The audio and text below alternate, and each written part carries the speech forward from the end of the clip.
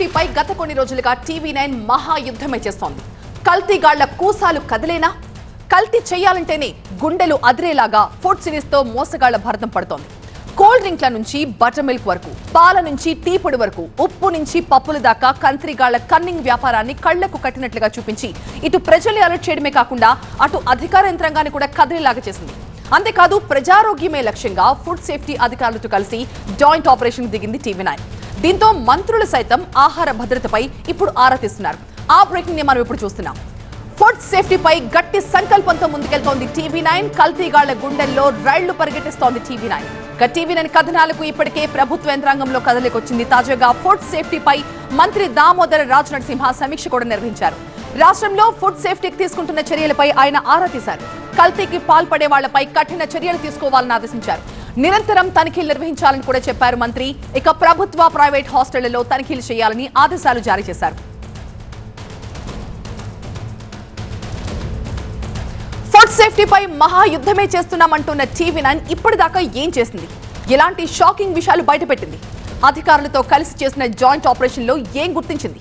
Sharp గా detailed గా ఇప్పుడు చూద్దాం.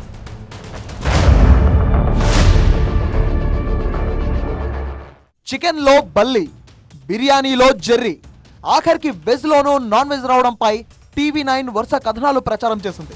హోటళ్లు, రెస్టారెంట్లు, స్వీట్ హౌస్ల బడా కల్తీ దందా నుంచి పచారీగాళ్లు చేస్తున్న నెక్స్ట్ లెవెల్ మోసాలను కూడా టీవీ9 కళ్లకు కట్టినట్టు చూపించింది. పాల నుంచి నూనె దాకా, ఉప్పు నుంచి పప్పుల దాకా తాపీగా ఇలా నడుస్తున్న కన్నింగ్ పై కన్నెర చేయడమే కాదు, ఏకంగా సిరీస్ నే రన్ చేసింది టీవీ9. ఈ సిరీస్ లో షాక్ కి గురి చేసే కొన్ని కల్తీలను ఇప్పుడు షార్ప్ గా చూసేద్దాం. టీవీ9 ప్రచారం చేసిన మిల్క్ మోసాలను చూసి జనాలే షాక్ అయ్యారు. గేదె నుంచి వచ్చే పాలను సైతం డిటర్జెంట్లతో తయారు చేయడాన్ని చూసి జనాలు షాక్ అయ్యారు. ఇటు ఆఖరికి పాపడాలు, పిల్లలు తినే తినుబండారాలు సైతం కల్తీ చేయడంలో రెచ్చిపోతున్న కంత్రిగాళ్లకు టీవీ9 కళ్ళెం వేసింది. సరే, ఈ కల్తీ చూసి అవుట్ సైడ్ పాలు, చిరుతిళ్ళు మానేస్తాం, మరి ఇంట్లో వాడే ఉప్పుల నుంచి పప్పుల దాకా అన్నీ సేఫేనా అంటే లేదు, అందులోనూ కల్తీ జరుగుతుందన్న విషయాన్ని డెమోల రూపంలో చూపించింది టీవీ9. పచారీ సామాన్లను కూడా వదలని ఆ చిల్లరగాళ్ల అంతు చూసింది. ఇందు గలదు, అందు లేదు, ఎందెందు వెతికినా అందందు గలదు ఈ కల్తీ అన్న విషయాన్ని చెబుతూనే బీ అలర్ట్ అంటూ ప్రజలను అప్రమత్తం చేసింది టీవీ9. ఇటు అధికారులను, ఇప్పుడు మంత్రులను సైతం ఫుడ్ సేఫ్టీపై ఆరా తీసేలా చేసింది టీవీ9. సో టీవీ9 తన బాధ్యత నిర్వర్తించింది. మరి అధికార యంత్రాంగం ఆల్రెడీ మొదలు పెట్టింది చర్యలు. మరి ముందు ఏం చేయబోతోంది? మా రిపోర్టర్ ప్రభాకర్ లైవ్ లో జాయిన్ అవుతున్నారు. ప్రభాకర్, టీవీ9 ఇంపాక్ట్ తో కదిలిన ప్రభుత్వం ఇప్పుడు ఫుడ్ సేఫ్టీపై ఎలాంటి నిర్ణయాలు తీసుకుని ఎలా ముందుకెళ్లబోతోంది?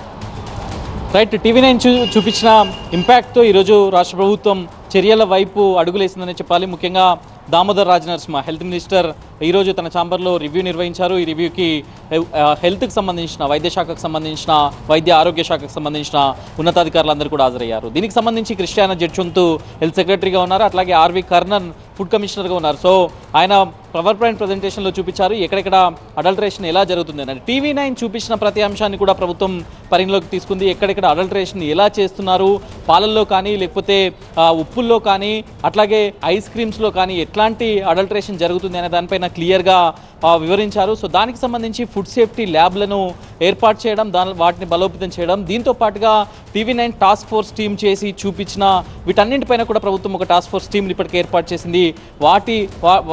అది రేపటి నుంచి తమ యాక్షన్ స్టార్ట్ చేయబోతుంది అనేది కూడా అధికారులు చెప్పారు.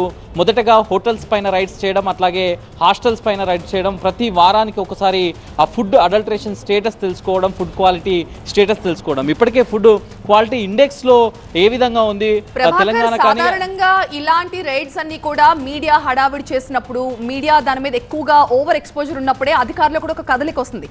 కానీ ఇది ఒక్క రోజు, 2 రోజులు, ఒక నెల రోజులతో కూడా అయిపోయేది కాదు. ఎందుకంటే ఈ రోజు రోడ్ సైడ్ అమ్మే ఫుడ్ లోనే మనం కల్తీ జరుగుతుందని అనుకుంటూ ఉంటాం. బట్ ఈ రోజు చాలా పేరు మోసిన రెస్టారెంట్స్ కావచ్చు, బ్రాండెడ్ హోటల్స్ కావచ్చు, అక్కడ కూడా కల్తీ జరుగుతోంది. అక్కడ కూడా శుభ్రత లేదు కిచెన్స్ లో. అసలు ఇంత పెద్ద నగరంలో ఇన్ని హోటల్స్ ని అధికారులు ఎన్ని రైడ్స్ అని చేయగలుగుతారు? ఎంతవరకు అవగాహన తీసుకురాగలుగుతారు ప్రజల్లో కూడా? ఎగ్జాక్ట్లీ ప్రతీష, ఇక్కడ మనం ఒక విషయాన్ని అర్థం చేసుకోవాలి. ఒక నగరానికి సంబంధించిన ప్రాముఖ్యత కానీ ఒక నగరానికి సంబంధించిన అది తెలియాలి అని అంటే అక్కడ ఫుడ్ క్వాలిటీ ఇండెక్స్ అనేది చాలా అవసరం.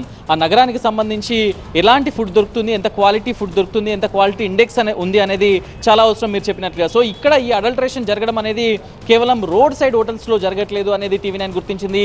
అది పెద్ద పెద్ద స్టార్ హోటల్స్ కావచ్చు, రెస్టారెంట్స్ కావచ్చు, అట్లాగే మిగతా ఐస్ క్రీమ్ పార్లర్స్ కావచ్చు, వీటన్నిట్లలో పెద్ద పెద్ద బ్రాండ్స్ పెట్టుకున్న ఐస్ క్రీమ్స్లో అట్లాగే ఫుడ్లో కానీ మొత్తం అడల్టరేషన్ జరుగుతుంది అనేది టీవీ9 గుర్తించింది. సో దాన్ని ఈరోజు ప్రభుత్వం కూడా టేకప్ చేసింది. ప్రభుత్వం టేకప్ చేసిన అంశాల్లో కూడా ఇప్పుడు ఫుడ్ సేఫ్టీ ల్యాబొరేటరీస్ ఇక్కడ ఎక్కువగా లేవు. ఒక ఫుడ్ని ల్యాబొరేటరీకి పంపిస్తే సో దానిలో అడల్టరేషన్ జరిగిందా లేదా అని తెలుసుకోవడానికి చాలా టైం టేకింగ్ ప్రాసెస్ ఉంది. సో దానికోసమని వెంటనే ఫుడ్ సేఫ్టీ ల్యాబొరేటరీస్ని స్ట్రెంథన్ చేయాలి. సో వాటికి సంబంధించిన స్టాఫ్ కానీ లేకపోతే సెంటర్స్ కానీ పెంచాలి అనేది ప్రభుత్వం కీలకంగా తీసుకున్న నిర్ణయం. దీంతో పాటుగా టాస్క్ ఫోర్స్ని ఏర్పాటు చేసి విడతల వారీగా వారానికి 2-3 సార్లు ప్రత్యక్షంగా అక్కడ విజిట్ చేయాలనేది ప్రభుత్వం ఆదేశించిన పరిస్థితి కనిపిస్తుంది. Prateesha. Right Prabhakar, thank you. కొలమానాలకు అందని కాలుష్యంతో ఉక్కిరిబిక్కిరవుతోంది ఢిల్లీ నగరం. పెరుగుతున్న కాలుష్యానికి